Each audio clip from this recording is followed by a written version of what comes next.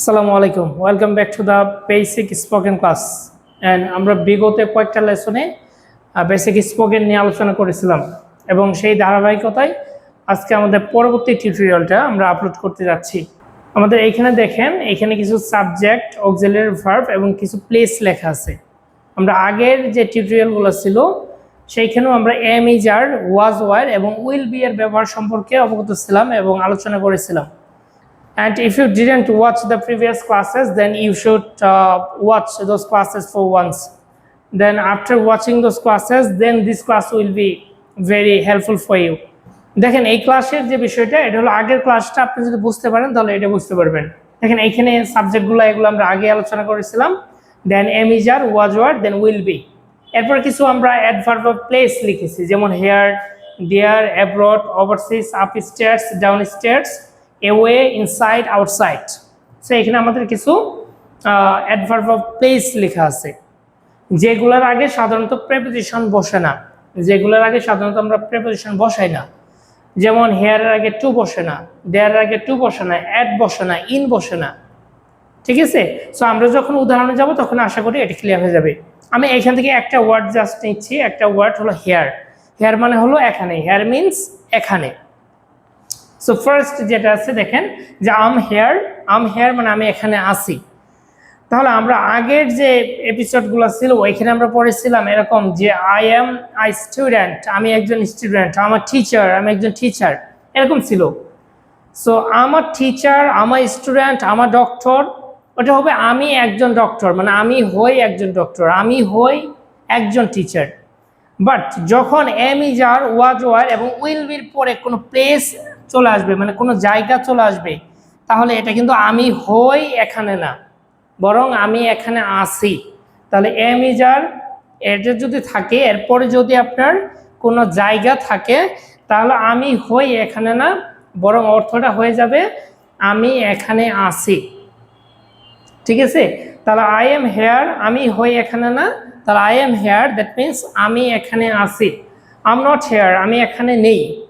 M I hear, আমি কি এখানে আছি? এম আই নট হেয়ার, আমি কি এখানে নেই। দেন আমরা পাস্টে নিয়ে যেতে পারি যে আই ওয়াজ হেয়ার, আমি এখানে ছিলাম। আই ওয়াজেন্ট হেয়ার, আমি এখানে ছিলাম না। ওয়াজ আই হেয়ার, আমি কি এখানে ছিলাম? ওয়াজেন্ট আই হেয়ার, আমি কি এখানে ছিলাম না। এবং উইল বির ব্যবহারও আমরা জানার কথা, আগের ক্লাসগুলো যদি দেখে থাকি। তাহলে আই উইল বি হেয়ার মানে আমি এখানে থাকবো। আই ওয়ন্ট বি হেয়ার, আমি এখানে থাকবো না। উইল আই বি হেয়ার, আমি কি এখানে থাকবো? ওয়ন্ট আই বি হেয়ার, আমি কি এখানে থাকবো না।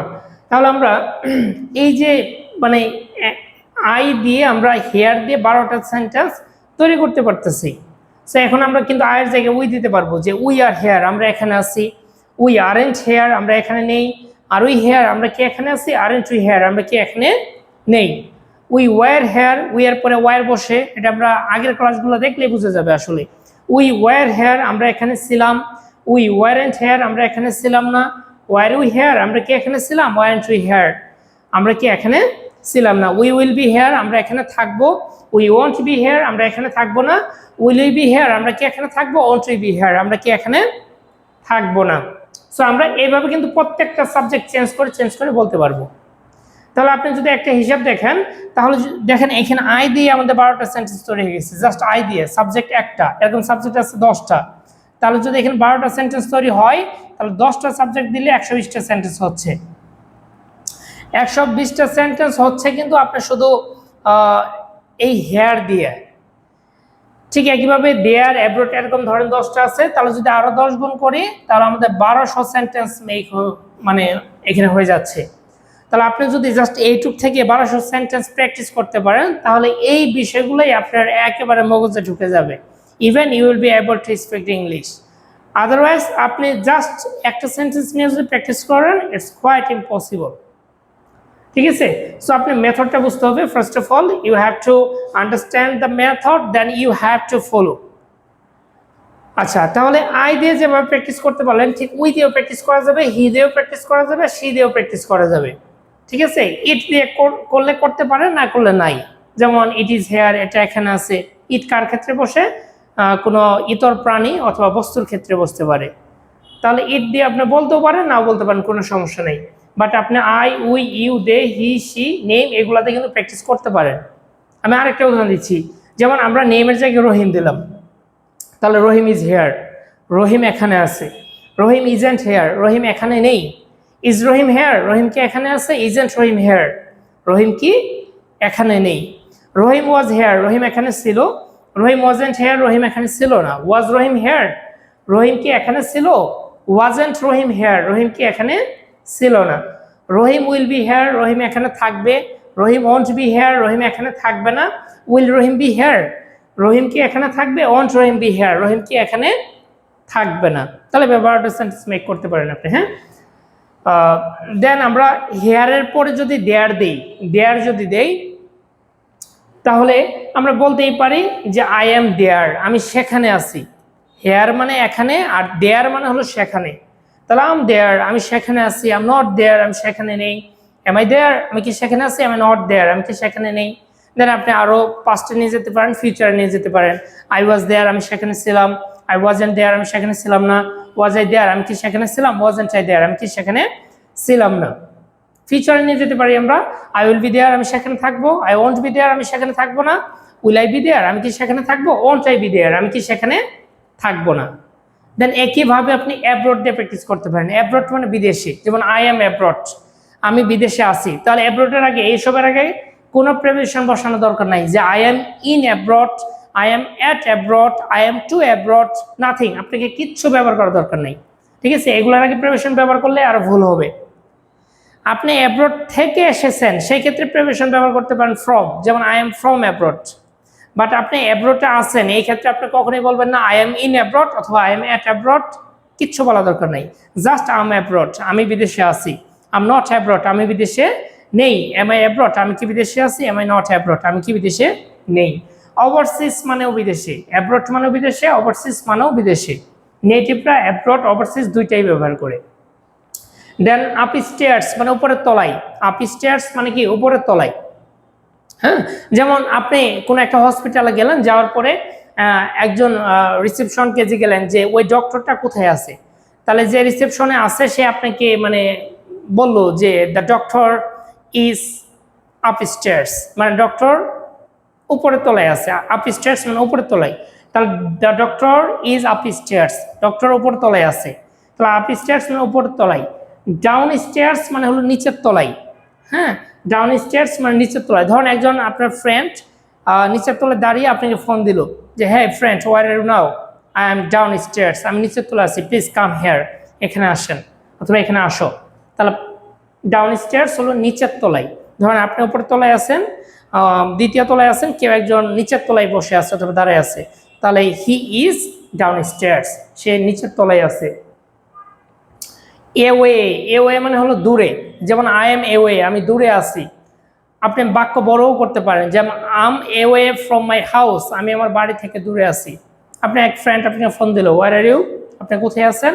আপনি আনসারে বলতে পারেন I am away from my house, আমি আমার বাড়ি থেকে দূরে আছি। I will call you later, আমি তোমাকে পরে কল দিব।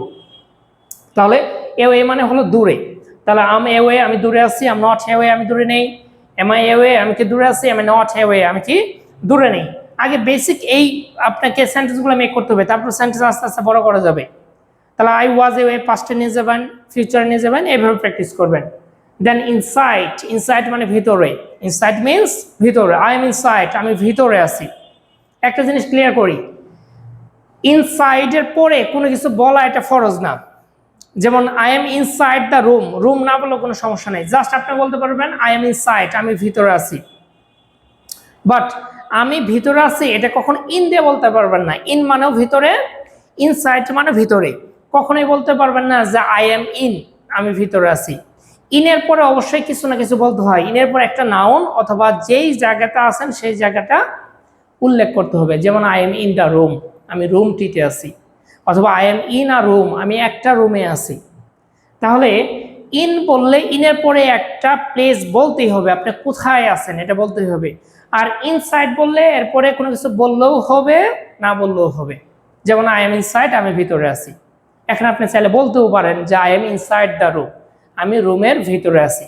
স্পোকেন ইংলিশে ইনসাইড আর ইন এর খুব একটা পার্থক্য নাই। ইনসাইড মানে ভিতরে, ইন মানেও ভিতরে, আপনি দুটোই বলতে পারেন, বোথ আর কারেক্ট। তাহলে ইনসাইড মানে কি ভিতরে, আবার ইন মানেও কি ভিতরে। যদি ইন বলেন, ইনের পরে কিছু না কিছু বলতে হবে, যেমন I am in the room, the pen is in the drawer, এই যে ড্রয়ারটা বললাম ইনের পরে এটা বলতেই হবে। I am in the room, এই যে রুমটা বললাম ইনের পরে রুমটা বলতেই হবে। বাট ইনসাইডের পরে বলা ফরজ না। যেমন আই এম ইনসাইড, আমি ভিতরে আছি, বলার এটা প্রয়োজন নাই যে I M inside the room, আমি রুমে আছি। আপনি চাইলে বলতেও পারবেন, না চাইলে নাই। তাহলে কেউ একজন বললো যে আপনি কোথায় আছেন, আপনি বললেন আই এম ইনসাইড, আমি ভিতরে আছি, প্লিজ কাম, আসো। তাহলে এটা আপনার উপর ডিপেন্ড করবে। তাহলে ইনসাইড মানে হলো ভিতরে, আর আউটসাইড মানে হলো বাইরে। তাহলে এটা দিয়েও কিন্তু আপনি 12টা সেন্টেন্স তৈরি করতে পারেন। আম আউটসাইড, আমি বাইরে আছি। আম নট আউটসাইড, আমি বাইরে নেই। এম আই আউটসাইড, আমি কি বাইরে আছি। এম আই নট আউটসাইড, আমি কি বাইরে নেই। আই ওয়াজ আউটসাইড, আমি বাইরে ছিলাম। আই ওয়াজন্ট আউটসাইড, আমি বাইরে ছিলাম না। ওয়াজ আই আউটসাইড, আমি কি বাইরে ছিলাম। ওয়াজন্ট আই আউটসাইড, আমি কি বাইরে ছিলাম না। আপনি খুব দ্রুত বলতে হবে এগুলো, হ্যাঁ।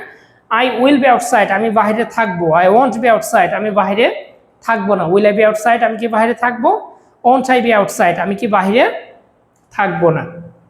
তাহলে আমরা যদি এইভাবে প্র্যাকটিস করি, তাহলে ঠিক এইটুক একটা বিষয় থেকে আপনি 1200 সেন্টেন্স মেক করতে পারবেন এবং প্র্যাকটিস করার একটা এবিলিটি থাকবে।